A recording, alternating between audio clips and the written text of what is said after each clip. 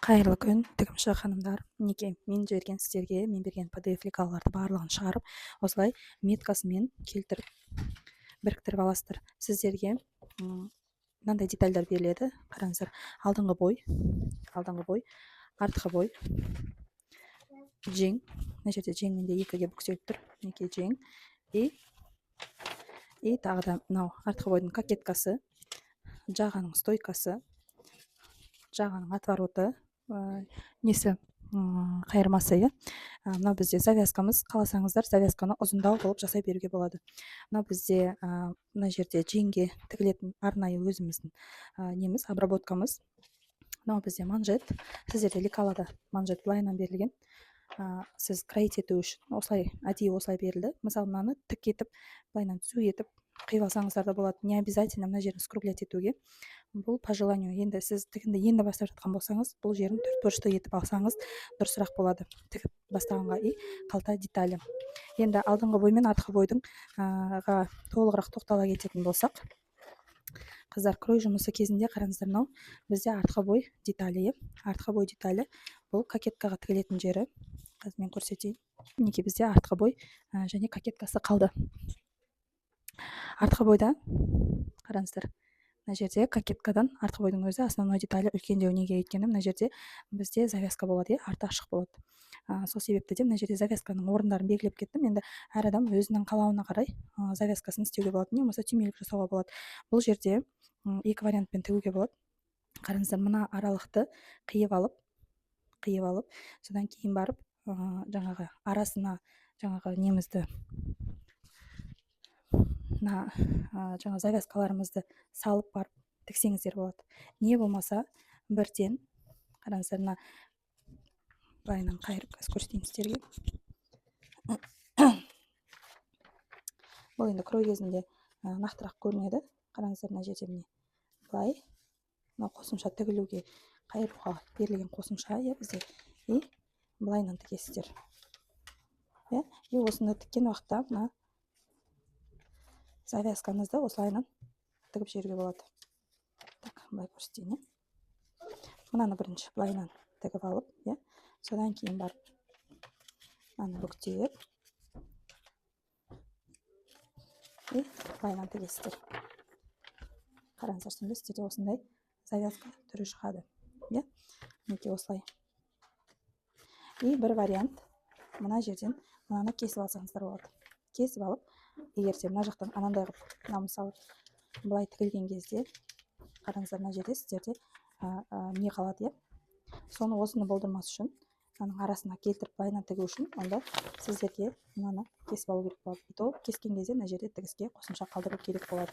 Мен оны жеке жасаған жоқпын, өйткені лекалада лишний детальдар болмасын деген мақсатта. Енді алдыңғы бойға келетін болсақ, алдыңғы бойда сіздерде қалта орны белгіленген. Бұл қалта, егер сіздерге қатты биік десеңіздер, қалтаның орны қатып қалған, заңдылық жоқ. Бұл орнын былай төменге қаратасыз, нетесіз ба, бай істейсіз ба, үлкейтесіз ба, кішірейтесіз ба, мүлдем салмайсыз ба, оны өзіңіз білесіз. И мына жерде қараңыздар, планканың түймелік орындары, түйме не болмаса кнопка салсаңыздар болады. И планкаға қосымша осы детальды дополнительно кроить ету керек болады. Бір дана дублерин, бір дана өзінен. Ол да сіздерге лекалада беріледі. Енді лекаламыздың барлығы дайын. Енді сіздерді рубашка тігілетін матамен таныстырып өтейін. Рубашканы бірнеше матадан тігуге болады. Мысалы, қазір менде осы стопканың ішінде, қараңыздар, мынау японский шелк деген шелковый ткань. Дәл осы шелковый тканьнан рубашканы тігуге болады. Но мен сіздерге егер бірінші рет тігіп отырған болсаңыздар, не советую, потому что шелкпен жұмыс жасаған өте қиын. Неғұрлым хбшный тканьмен бастап тігіп көрсеңіздер болады. Мысалы, лен өте оңай тігіледі. Пошивында өте капризный маталар емес, ленмен тігуге болады. Не болмаса мынандай муслиновый мата. Бізде муслин зеленый түсі и ақ түсі. И мен осы рубашканы марлевкадан тігейін деп тұрмын. Ол менде марлевка мата. Қызымның сұрауы бойынша марлевкадан тігеміз. Мынау ақ түсі. Сонда дышащий хлопковый ткань. Біз ағынан емес, сарысынан тігетін болдық. Қараңыздар, мінекей. Өте керемет ткань. Осы хлопковый тканьнан тігетін боламыз. Сіздерге де советую хлопковый тканьнан тігуге. Енді бізде расход ткани қалай есептейсіздер? расход ткани всегда өлшенеді қалай. Мысалы, сіз міне толыққанды рубашка 46 размер, 46 размерге толыққанды бір рубашка тіккіңіз келеді. Осы рубашканың ұзындығын өлшейсіз. Мына жағдайда рубашканың ұзындығы 70 сантиметр и жеңнің ұзындығы. Осы екі ұзындықты қосқан кезде сізде расход ткани шығады. Қараңыздар мінекей.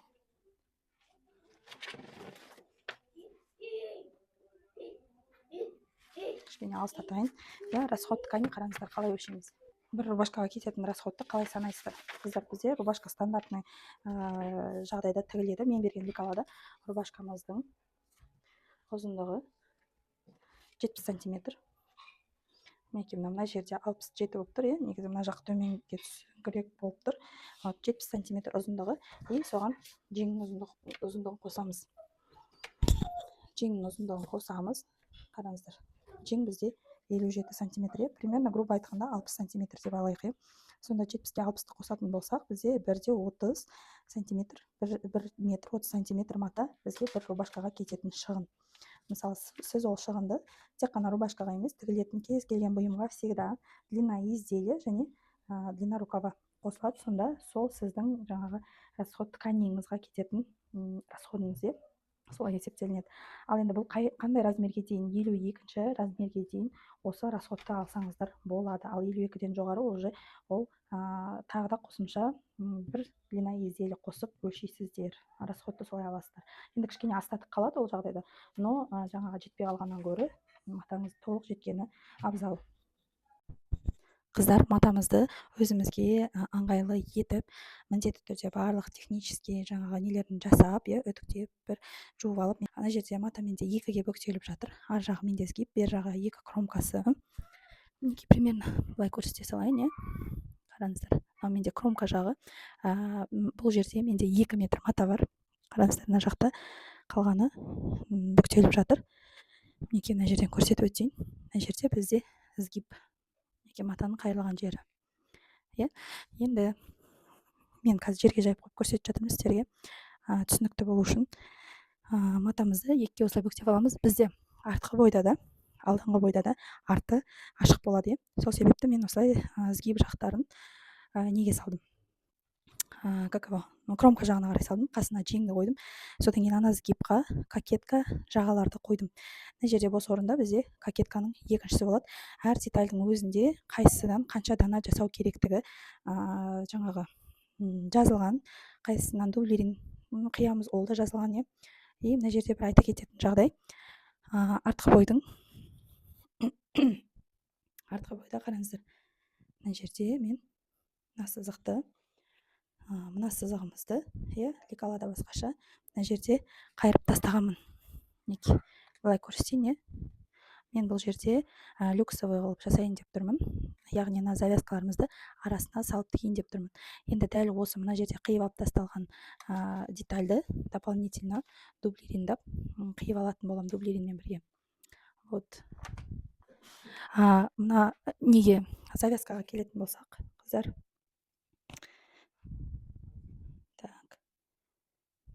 мына завязкамызға келетін болсақ, мына завязкамызды міндетті түрде тігінен крайт еткен абзалырақ. Но бізде завязка көп болғандықтан мата шығаның қатты шығындамау амалын қарастырып, бізде мына қалған бос пространство осы жерден крайт етіп алсаңыздар болады. Бізде 1-2-3 жерден завязка болады. Сол себепті бізге осындай завязкадан 6 штук керек болады. Енді лекала жағынан барлығы түсінікті деген ойдамын. Енді тігу жұмыстарына кірісейік.